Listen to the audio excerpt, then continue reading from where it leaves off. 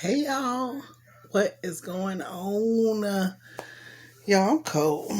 Y'all cold? Is your bones aching? Your body ache? Mine do. Lord have mercy. Hey, my name is Tamika Collins, and you are on my YouTube channel. On here, we are reading the Bible from Genesis to Revelations. Y'all, we in the last two chapters of Numbers, and then we on to Deuteronomy. Deuteronomy, yes, indeed. All right, so recap, and the recap says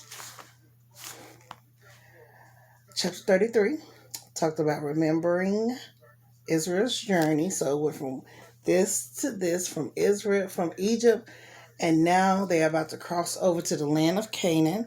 Chapter 34, they were told to give the boundaries of the land to the different tribes and appoint a leader for each tribe. And so now we are in chapter 35. I had to come up here right quick because I was like, let me finish out this chapter today. Got a little slight headache. It's okay. But I was listening to TD Jakes, and I'm still listening to him. Listening to another one. But one of the most important things that stood out was he said, he was talking about Peter going to Cornelius's house. And how scared Peter must have been. He's about to go to a Roman soldier's house. Like, what is happening? And Jesus had told him, it's okay. What I'm saying, I'm here for everybody. Keep the door open. Keep the door open, right? So he gets to Cornelius' house not knowing what is going to happen. And he walks in the door, and Cornelius kneels down in front of him. And Peter, of course, lets him know, hey, I'm just a man too. I can't help you. But Jesus can. And it was talking about how he was stuck at the door. T.D. Jakes that was his big thing, was the fact that he was thinking about the door, right?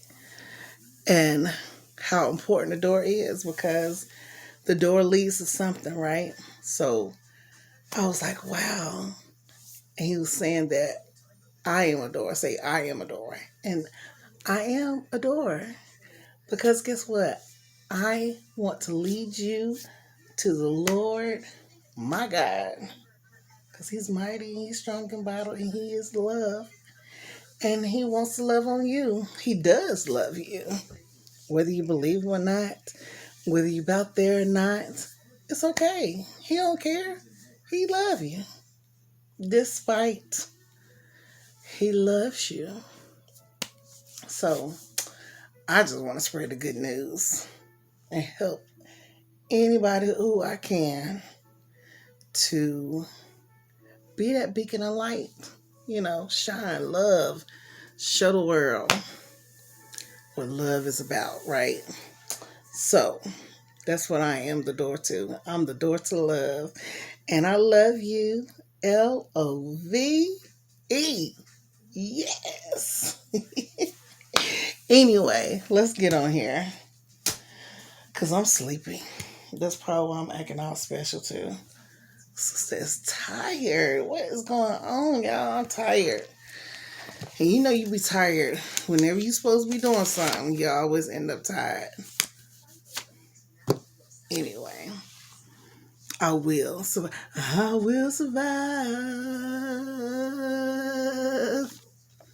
All right. Chapter 35. Towns for the Levites. While Israel was camped beside the Jordan on the plains of Moab, across from Jericho, the Lord said to Moses, command the people of Israel to give to the Levites from their property certain towns to live in, along with the surroundings of pasture lands. These towns will be for the Levites to live in, and the surrounding lands will provide pasture for their cattle, flocks, and other livestock. The pasture land assigned it to the Levites around these towns will extend 1,500 feet, from the town walls in every direction. Measure off 3,000 feet outside the town walls in every direction, east, south, west, north, with the town at the center. This area will serve as a larger pasture land for the towns. 6 of the towns you give the Levites will be cities of refuge, where the person who has accidentally killed someone can flee for safety. In addition, give him 42 other towns.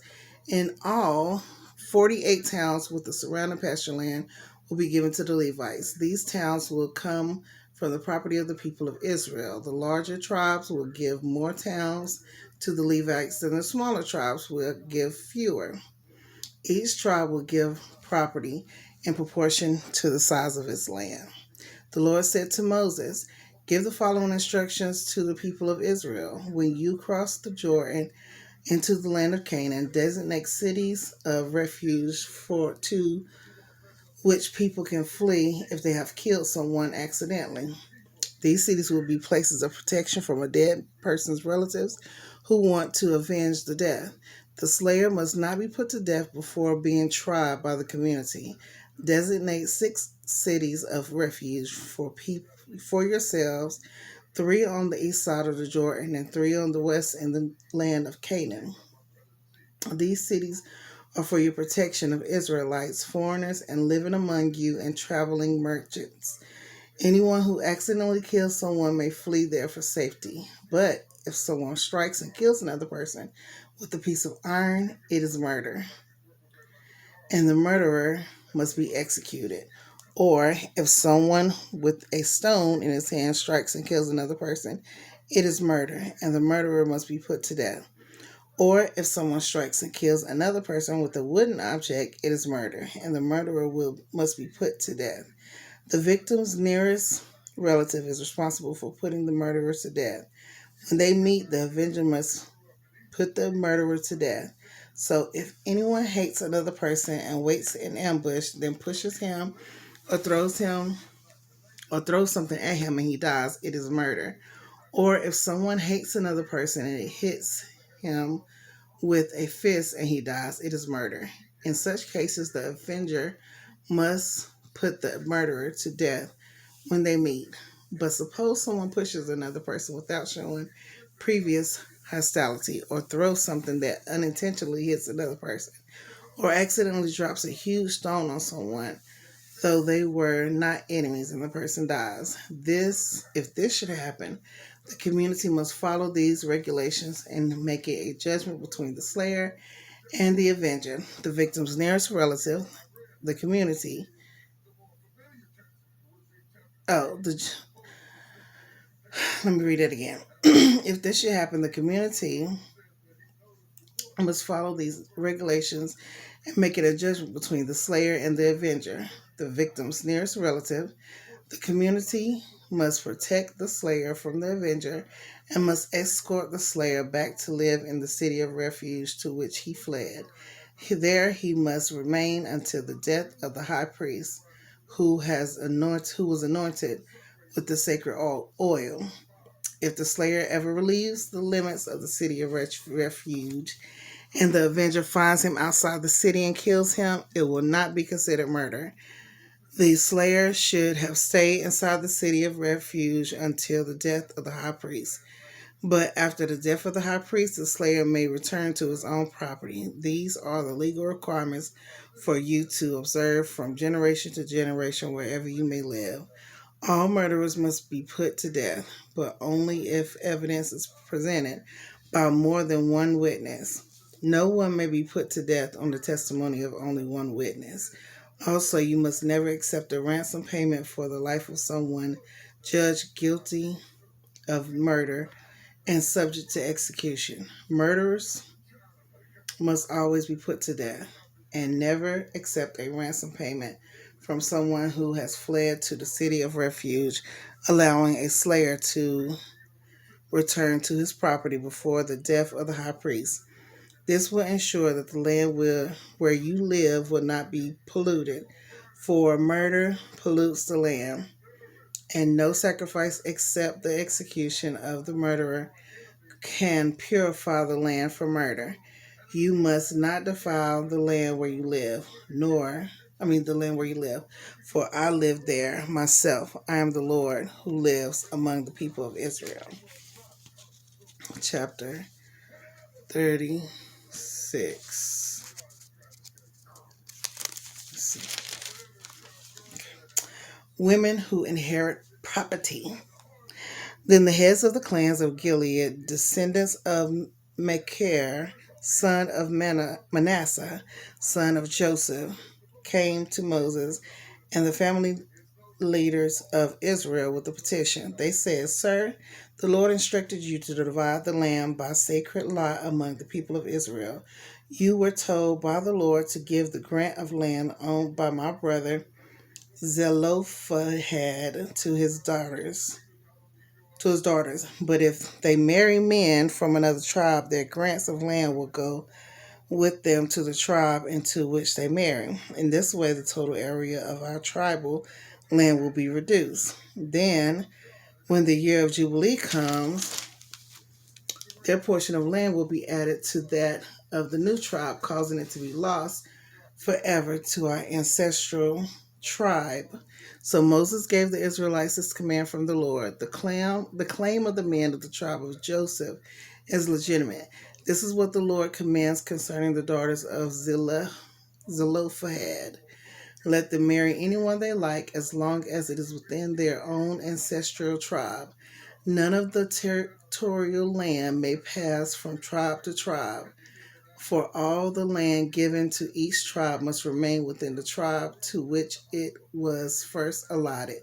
The daughters throughout the tribes of Israel who are in line to inherit property must marry within their tribe, so that all of the Israelites will keep their ancestral property. No grant of land may pass from one tribe to another. Each tribe of Israel must keep its allotted portion of land. The daughters of Zelophehad did as the Lord commanded Moses. Mela, Tirzah, Hagla, Milcah, and Noah, all married cousins on their father's side. They married into the clans of Manasseh, son of Joseph. Thus their inheritance of land remained within their ancestral tribe. These are the commands and regulations that the Lord gave to the people of Israel through Moses while they were camped on the plains of Moab beside the Jordan River across from Jericho.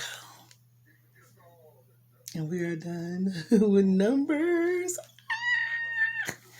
Oh my gosh, we are done with Numbers. And our next book, y'all, is Deuteronomy. I was like, I know it ain't that little bit of stuff. Deuteronomy. Let's see what we got. I always like to see how many chapters the book has. It has 34 chapters. All right. Ooh. I am excited, y'all.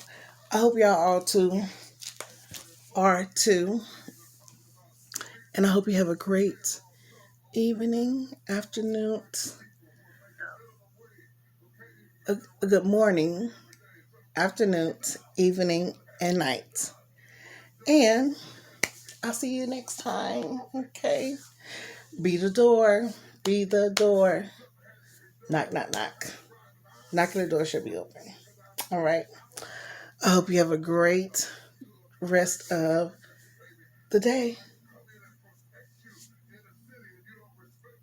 the afternoon, the night. I don't know why I keep getting it mixed up. Probably because it's nighttime. Anyway. But have a good one. All right. Peace.